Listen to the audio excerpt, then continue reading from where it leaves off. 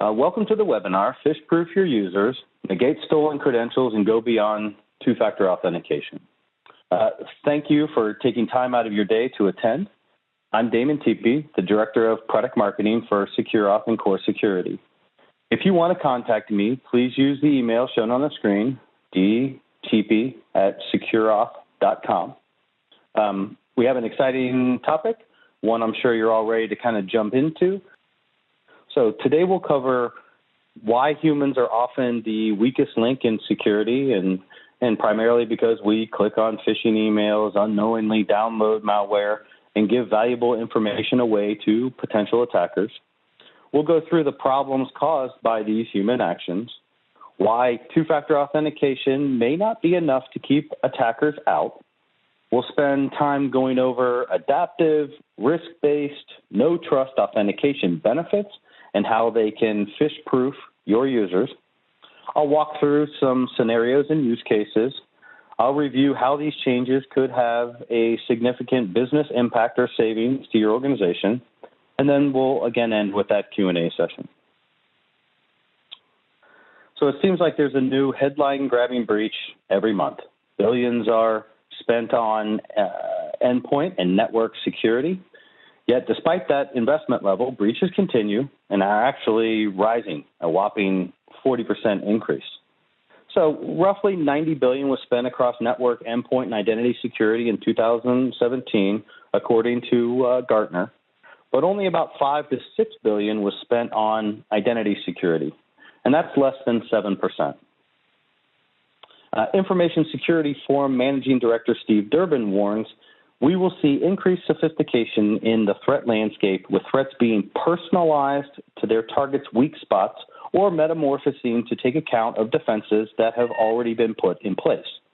Things like passwords and two-factor authentication methods will be increasingly ineffective, and attacks will be more focused on specific users and applications to ultimately get at that attacker's prize. And unfortunately, humans seem to kind of be the weakest link here in this process. So we're all human, and as the famous proverb states, to err is human, meaning everyone makes mistakes. Regrettably, humans are a popular and easy target for cyber attackers. Wikipedia's definition for phishing states, phishing is the attempt to obtain sensitive information such as usernames, passwords, credit card details, often for malicious reasons, by disguising as a trustworthy entity in an electronic communication. So attackers often impersonate help desk or finance or HR departments and goad users into providing passwords or one-time passcodes for two-factor authentication, or downloading malware that can give them access and control. So phishing attempts have grown 65% in the last year. More and more attackers are taking an easier path to exploiting users. 76% of businesses report being a victim of a phishing attack in the last year. So better than 3 in 4 chance your organization was a phishing victim just last year. 30% of phishing messages get opened by target users, and 12% of those users click on the malicious attachment or link. So if we keep in mind the attacker's goal, recon without detection, steal whatever they're after without noticing, from an attacker's mindset, why take a hard path when users often provide an easy entry through the front door? And just to be clear, we're talking about malware that allows someone to take control of a device. We're not talking about, where they can take over a device and potentially force a ransom or something like that. We're really more talking about gaining access to network and applications and data sources in order to steal intellectual property or personal information or data that can be sold or causes major disruptions. So again, that what we're talking about from a malware perspective is probably more scraping OTPs and getting those credentials. So beyond phishing attacks, humans can compromise your security in other ways. We pick weak passwords. So the top 2 remain unchanged for 2017 in the incredibly hard to guess 1, 2, 3, 4, 5, 6. Or second would be password. Others include that ironclad 1, 2, 3, 4, 5, or QWERTY or football, and the always sentimental I love you. Assuming some of us use stronger passwords than these, another problem looms. Everyone reuses their password.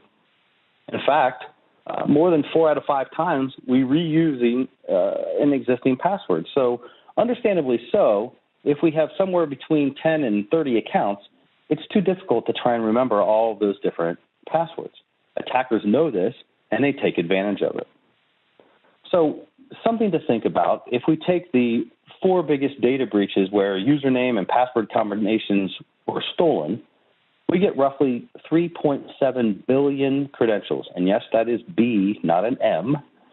That's more credentials than people if you combine U.S., China, and India. The point I'm trying to make here is that there's a good chance your users' credentials, the ones they're reusing 4 out of 5 times, are available on the dark web right now. And that doesn't matter if the password is weak, strong, or industrial stank. So let's move on and take a look at some of the problems this poor identity security can cause. So cyber attackers are walking in the front door undetected. The Verizon data breach investigations report reveals that 81% of breaches involve the use of stolen or weak credentials. This number has been steadily rising the past 3 to 4 years because it's easy to phish users or purchase credentials. And from an attacker viewpoint, again, why take the hard road? 40% of assets are protected by a password or less, and 60% of assets, on average, have at least a 2FA step. And this was all according to a survey we did. I'll show you in a couple slides that attackers are increasingly bypassing many popular two-factor authentication methods. So we need to start looking at alternative strategies to protect users and their access. Attackers go undetected for 99 days. So although better than previous years and steadily decreasing, 3+ months is still too much time. Plenty for an attacker to get in, find what they want, and extract it. The cost of a U.S. breach is now $7.3 million, and that's up from $4 million, I believe, just last year. So this is an average cost, and maybe more or less depending on the size of your organization and what data is breached. But the point is that breaches are becoming increasingly more expensive. Boardrooms and brand erosion. So data breaches are now firmly a boardroom concern. Beyond costs and bad publicity, brand erosion and lost buyer confidence can be an even bigger impact. So in the days following the company's disclosure of their breach, Target's brand plunged 35 points on a 100-point brand index scale. Pretty significant. 84% of respondents said their willingness to shop with some retailers will be impacted if the brand has experienced a data breach. And this is all according to a survey conducted by Generali Global Assistance. So let's take a look at what solutions we've tried to protect users with. So important to understand, how we have historically attacked the problem, what worked and didn't, and how we can re-attack in the future. So if we look at passwords, often organizations require an increasingly complex set of letters, numbers, symbols, which do make it difficult for attackers to guess, but the more complex you require users to make passwords, the greater chance they forget it. That causes disruptions to a user's day and probably a line at the help desk for password resets. Another popular move is to change passwords more often, which help if attackers have somehow attained those credentials, but this often has similar results as requiring more complex passwords. So users forget them more frequently, and again, it causes delays in access and a line for password resets with the help desk. Many organizations have tried educating users to spot phishing scams or fraudulent communications, but attackers have also become more advanced and realistic. Again, we humans, we're simply error-prone, and we'll click on links and provide too much information regardless the amount of training. Lots of organizations have implemented single sign-on to combat password fatigue and reduce the burden on users to remember a bunch of complex passwords and the need to change them all the time. And while it does provide great disruptionless access, it also puts kind of all of your eggs in one basket. If an attacker can get your user's credentials or circumvent your two-factor authentication if it's in front of that portal, they now have access to a bunch of assets versus just one. So single sign-on, in my opinion, makes strong identity security even more critical. So now let's consider two-factor or multi-factor authentication. This identity security approach is really gaining in popularity and deployment. The first wave of two-factor saw the use of hard tokens or fobs, and they were expensive to maintain, ship, and replace. Users pretty much hated them because they were easy to lose, they were something else to carry around, and those users were forced into multiple disruptions to their kind of daily routine. But then we started to see more progressive two-factor authentication methods. And, I'd venture to say primarily these are using the personal smartphone. But we have to take into account, well, what about users who don't have a smartphone or don't want to use it for work or authentication purposes? As I mentioned a couple times, some popular 2FA methods can be bypassed, and I have a slide. I will go through that in detail for you, I believe, in the next slide. But many vendors are now starting to offer additional context checks to supplement two-factor authentication and possibly remove a two-factor authentication required step for users who pass these checks without triggering a red flag of sorts. So by checking things like geographic location and recognizing the device and ensuring a particular IP address is used, help confirm a particular user is who they claim to be. And the more checks or layers of security you can perform, the better. Simply think of them as additional layers of security. So in a couple slides, we'll talk more about this kind of concept of layered security. Some of these risk, context, threat checks are dynamic, and so they evolve and change over time. So machine learning and behavioral analysis is an example.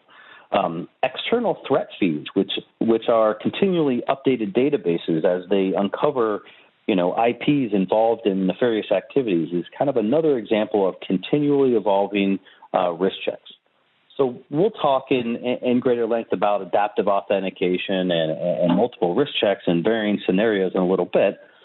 But let's review why some popular 2FA methods are being bypassed by attackers.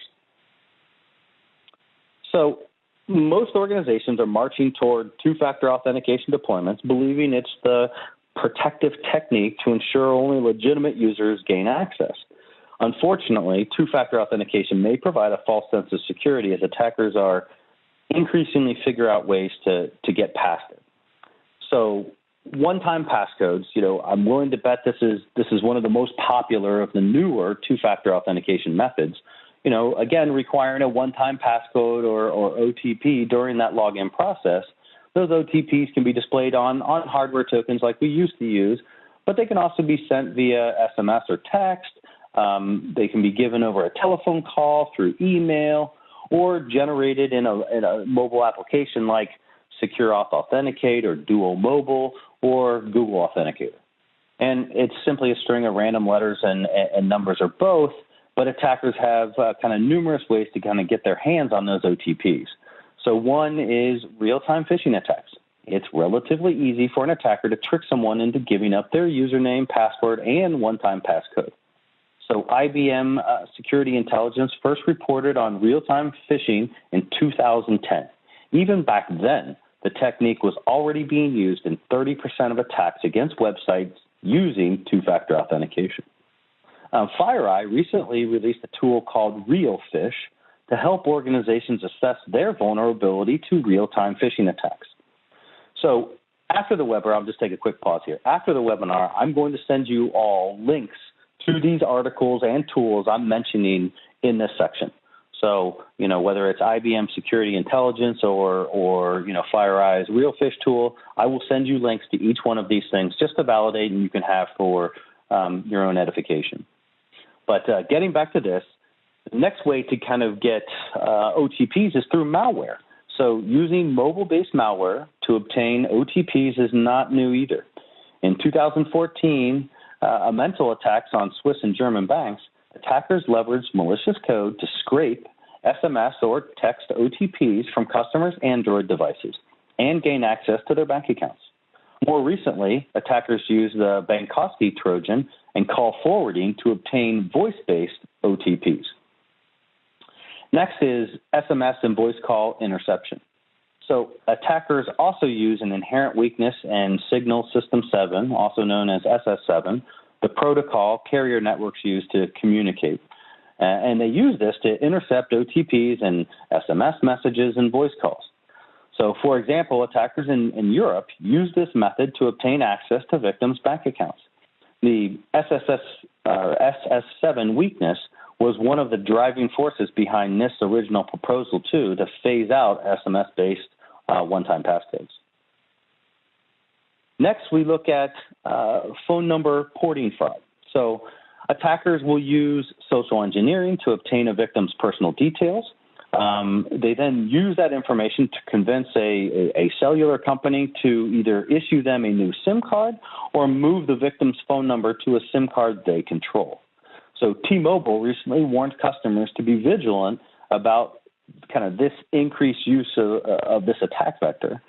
And I have a link on the screen to a video where you can see how an attacker uses social engineering to convince a major carrier network to move everything under her control in less than 2 minutes. Again, no need to write down this link. I'll send it to you later. Next is push to accept. And, push to accept is another real popular multi-factor authentication method where a user either simply selects accept or deny, depending on if they're actually authenticating at the time. Interestingly, David Kennedy, a well-known white hat pen tester, claims at DEF CON that he got legitimate users to hit accept 6 out of 6 times when those users were not authenticating. So that's 100% success rate. And the belief here is that users simply want the notification to just go away from their screen. But doing so could, again, have consequences. And this is just another example of humans making mistakes that compromise your security. And then lastly are kind of knowledge-based questions and answers. We've all been asked security questions before, and it's something like street you grew up on, name of first pet, first grade teacher's last name, something like that. The problem is that users put too much information out on social media, where answers to those questions can be relatively easy for an attacker to uncover. So the bottom line here is that humans are always the weakest link in security. And for this reason, we here at SecureAuth and Core Security try to look beyond the human element as much as possible and further evaluate an access attempt based on other contextual factors. So let's take a high-level look at that. So the title of this slide is Trust Nothing, Check Everything. And because the more you know about an access requester, regardless if it's an employee, a partner, or a customer, the better protected you'll be and the more confidence you'll have that your systems and data are being accessed only by authorized individuals. Even if an attacker has phished credentials and two-factor authentication one-time passcodes, these checks can identify an attacker and still prevent access. So at SecureAuth and Core Security, we kind of look at 6 different areas, with the first one being device. And here we kind of need to separate this into 1, devices used to access and interact with applications and data. This is typically your PC or computer. And 2, devices used in the authentication process. And this is typically a smartphone. Next, we look at location. So do we have customers, partners, or employees in China, North Korea, Russia, for example, anywhere really? But why would access requests then be coming from these locations if we don't have, again, customers, partners, or employees there? Next, we evaluate IP addresses. And so we can create white or black lists of known good or bad IPs. We can tell if an access request is coming from an anonymous proxy or an anonymity network like Tor. And we have multiple continually updated threat service feeds where we can check any IP address to see if it's been involved with nefarious activity in the past. Next, we evaluate accounts. So we look at profile attributes typically set up in a directory. So attackers who have infiltrated often create their own profile and credentials. But in doing so, they may not fill in required fields or unknowingly don't follow the same guidelines your IT department uses. So identifying discrepancies could uncover an attacker.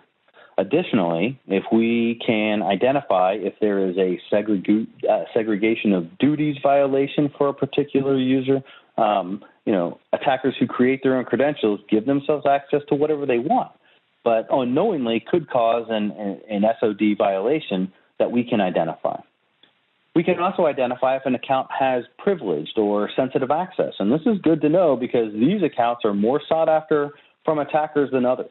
And by identifying those accounts that are of high value to attackers, we can enhance the security around just those accounts.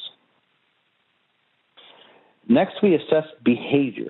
And this is largely machine learning and big data analytics to first identify normal behavior patterns for each individual user, then seeks anomalies or deviations from that behavior baseline. So, for example, user 1 normally stays logged in Monday through Friday between roughly 8 a.m. and 5 p.m. But recently, they've been logging in over weekends and very late at night, 2, 3 o'clock in the morning. This could be an indication that an attacker has assumed the identity of a user or of user 1. Other examples are, change in login success and failure frequency, increase, decrease login activity for a particular application that maybe users only access once or twice a year. Another behavior example is something we call geovelocity. And so someone successfully logs in from New York, and then an hour later attempts to log in from California. So that's an impossible travel route. No one can get from New York to California in 1 hour, and is most likely an indication of credential misuse, and therefore we can further investigate. And lastly, we can consume any third-party risk score from your other security investments. So maybe you have a security information and event management or SIM system. Maybe you have user behavior analytics or UBA application. Maybe you have an identity governance and administration solution. We can consume risk scores from these or other systems to be used in the authentication process and evaluated to that overall user's risk score. And this is a nice way to break down silos of information and gain additional value out of existing security investments. So SecureAuth and Core Security have the most risk checks of any vendor. Many vendors don't even offer adaptive authentication, and if they do, it's typically location. Maybe it's IP address, but only against known good or bad lists, so your white or black list. Typically no anonymous proxy identification or threat feeds where IP addresses can be checked against large databases. Precious few can recognize a device, but none provide phone porting status or phone type or carrier network like we do. And that'll become evident, I think, in an example here in a minute. Very few vendors offer machine learning to assess individual user behaviors, but that's becoming more and more popular. And I don't know of any other vendor that has the ability to consume third-party risk scores from existing or future security investments. So I want to take a look at this concept of security in layers here for a second. And so, the idea that security improves when layered is not a new concept. So examples are, we think of physical building security. Think about fences and door locks, key cards, ID badges, security guards, cameras, which all work together to prevent unauthorized access to that building. Could someone get past some of the building security layers? Sure. But the more you put in place, the greater chance a layer would prevent further access. Another thing to think about is attackers taking the path of least resistance. The more difficult you make it, the more likely an attacker is to move on to an easier target. And next, think about police protection and a bulletproof vest. These vests are made of many layers of woven or laminate fibers. So no single layer would stop a bullet, but when layered together, they can prevent a bullet from getting through. So why should identity protection be any different? Passwords coupled with two-factor authentication coupled with multiple contextual checks serve as the identity's bulletproof vest. The more we know about an access request, the greater chance of verifying their true identity, and the better protected we are from unauthorized access. This concept of security in layers is adaptive authentication, which is also known as risk-based authentication, or it's becoming called zero trust security as well. So considering this concept of security in layers, if we look at traditional authentication, we have a password layer and a two-factor authentication layer between an attacker and a prize. And that prize could be customer credit card numbers, employee social security numbers, bank accounts, intellectual property, right, what have you. But with only two layers, there isn't much room for error, particularly when passwords really are no longer a secret and attackers are able to bypass many popular two-factor authentication methods. But if we look at adaptive authentication, we begin looking at many more risk and threat contexts in addition to password and two-factor authentication methods. So again, more checks, layers equals more security, better protected access. And so you may be thinking at this time, this is great from a security perspective, but what about the user experience? What impact could this have on them? Does adaptive authentication lengthen the login time? Does it require users to enter a password every time? Do users have a MFA step each time they log in? So I want to address some of these user experience concerns and dig into a couple examples. So the items on our left are our risk or contextual checks, and this is somewhat unique to SecureAuth and Core Security. And so if we take the example of a normal day, everything checks out. We recognize the PC, the location is acceptable, the IP address is falling within the range for the corporate offices and not on a blacklist. The profile and attributes were constructed properly. The request did not come from an anonymous proxy. The IP address didn't hit on any threat feeds. The phone number was not recently ported or changed. The phone type and carrier are accepted. This isn't a privileged account, but it is a sensitive account. So that means this user has access to systems you deem sensitive. That could be financial, HR, sales systems. There's no segregation of duty violation, behavior is normal and ordinary, and a third-party risk score is acceptable. We really only had one kind of flag hit.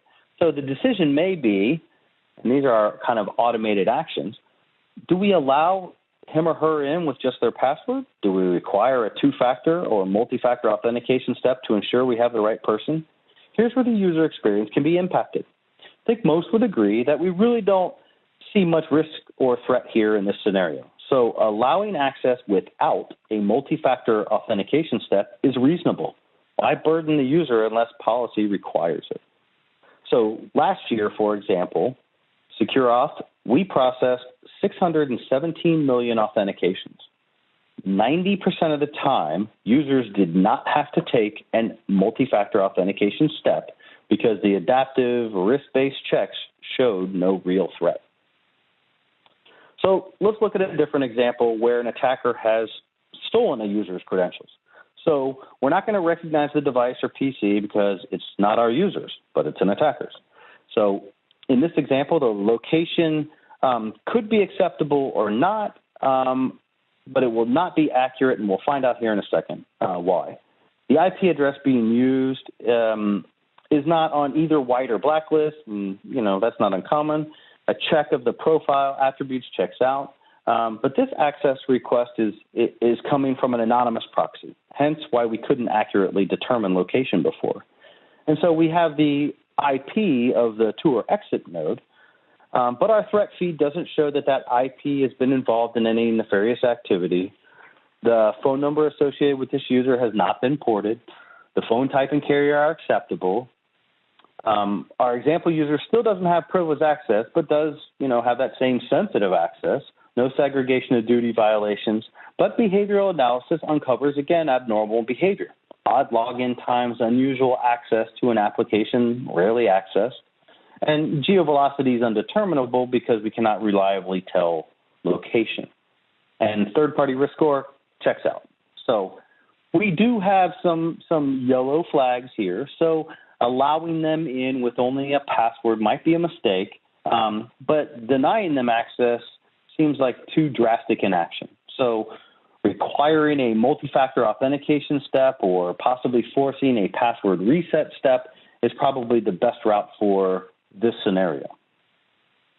And then lastly, let's assume that an attacker has infiltrated, created an identity, given themselves the access they wanted, and have enrolled in the organization's multi-factor authentication program. So this should be much harder, right? Device PC checks out because that user successfully enrolled in the MFA program. Location gets hit from an unapproved geography. So, the IP address, again, doesn't hit on either white or blacklist, but again, not uncommon. But our attribute check shows a malformed profile. Our threat service shows that this IP was involved in previous cybercrime. All the phone number checks, recently ported type, and carrier show good because the attacker enrolled in the MFA program. So our attacker, though, gave himself privileged and sensitive access, as well as a segregation of duty violation. So behavior looks good because this is a new user, and we've only begun to baseline their normal behavior. No geo-velocity violation because our attacker is the only one using these credentials. And lastly, we get a flag from a third-party identity governance and administration solution confirming the segregation of duties violation. So even though this attacker has valid credentials and can use corporate-approved multi-factor authentication, we were able to identify multiple contextual and risk anomalies. Locations unapproved, attributes and profile were malformed, the IP address was flagged as involved in past crimes, the account is naturally high risk because of the access it has, a segregation of duty violations was revealed and confirmed by a third party. So because of all of these violations, we probably should consider denying this request or redirecting it to a honeypot or a safe zone for further observation. I think the interesting point with this scenario is this attacker would normally blend in and look normal if password and multi-factor authentication were the only gates for access. So, as I mentioned before, SecureAuth processed 617 million authentications in 2017, and 90% of users did not have to take an MFA step. So imagine users would welcome less interruptions to their workday, and security professionals welcome the additional protection against attacks and breaches. Adaptive authentication has other benefits like giving the confidence to remove passwords from an authentication process. And now you can identify and deny attackers with valid credentials and ways past multi-factor authentication. Let's quickly review how we can calculate some value before doing a summary and holding that Q&A session. So minimizing user disruptions throughout the day can save cost, or maybe better put, save productivity. Many variables here, but if each user could save just a little time every day by not having to enter a password into each resource by utilizing single sign-on and not having a multi-factor authentication disruption step multiple times a day, the savings can be significant and add up. So let's start with a fictitious organization, 5,000 users. Assume we can save 2 minutes a day per user. 240 working days equals 480 minutes a year, or 8 hours a year. And it doesn't sound like much, but an average employee cost of $24 an hour, which roughly equates to $46,000 a year, you could save roughly $192 per year per user. Multiplying that by our 5,000 users, we get $960,000 in labor costs, or to look at it a different way, improved productivity gains. And while this is a soft cost and not a hard dollar cost, you probably would have had to hire more people to make up for that lost productivity. So I encourage you to visit our online calculator, see the URL on the screen. We'll send that to you as well in the follow-up email. And you can customize the calculations to your specific business. The other one I wanted to talk about were, passwords kind of remain an important component of your authentication strategy, or you could choose to go passwordless and rely more on multiple risk checks. And here I just want to kind of show that passwords are expensive. So, it's reported that roughly 20 to 50% of help desk calls are for password resets at a cost of anywhere from $15 to $70 per call. So let's say each user at our imaginary 5,000 user organization has to make one password reset call a year, and another 50% have to make a second call. So we get to roughly 7,500 calls a year we'll take a conservative $20 per call equals $150,000 a year. So using complex passwords and frequently changing them for security purposes is good practice, but doing so often leads to more password reset calls to the help desk. A self-service password reset solution allows you to save that money shown on the slide and provides a better, faster user experience. And if you remove the password and look to go passwordless, well, obviously there's no password reset calls, and kind of you remove that expense from the help desk. So you can calculate, again, your own savings using our online calculator shown on the screen, saving users time with less disruptions and help desk time, not having to reset passwords. These are just simply two ways to show value and begin to build your business case for adaptive authentication. Next, I just want to hit a quick summary before we open up for questions. And, again, this is just kind of what we've covered today. Cyber attacks are increasing despite increased security investment. So breaches increased 40% last year despite all that money that we spent on protecting our organizations. Cyber attackers are often taking the path of least resistance and misusing valid credentials. 81% of reported breaches involve the use of stolen and or weak credentials. Two-factor authentication is not enough, and attackers are increasingly figuring out ways to get past it. So attackers will only continue to figure out more ways around more two-factor authentication techniques. Security in layers has proven effective. Whether building security or bulletproof vests or security in layers has proven effective in other areas, maybe we should look to leverage that in identity security as well. In context around any given access attempt or authentication only improves security without causing an undue disruption to users. So by looking at multiple risks and threat factors, we can confidently reduce user disruptions for qualifiers like passwords and two-factor authentication steps. Keep in mind that same threat and risk information we collect can be shared with other systems, like a SIM, to help prioritize which network and endpoint threat alerts security analysts should investigate. So with that, I want to thank you all for attending today's session. I hope you found the information educational. Before we take questions, I want to remind you to enter those questions in the Q&A panel on the right-hand side of your console. So right now, I have one question. It asks, will the slides be made available? Yes. The slides will be made available to you. A recording of this session will be made available to you. And as I've mentioned a couple times throughout, I will send you links to back up kind of all of the things that I talked about, as well as our value calculators. So we've got another question here. When you talk about high-risk accounts, sensitive or privileged, are you just referring to the adaptive authentication engine with user group restrictions to control their workflow, or is this something else? I'm unaware of how to handle those. So essentially what we're trying to do is it's not so much handling them, it's just identifying them. Would we treat an authentication, a particular user's authentication differently if we knew they had privileged or sensitive access? That's essentially what we're doing. So we just want to know such that, hey, and something unique to Secure Auth and IDP is the ability to create different authentication workflows for different individuals. So most of our competitors might be able to do one or two, and it's kind of the same for everybody.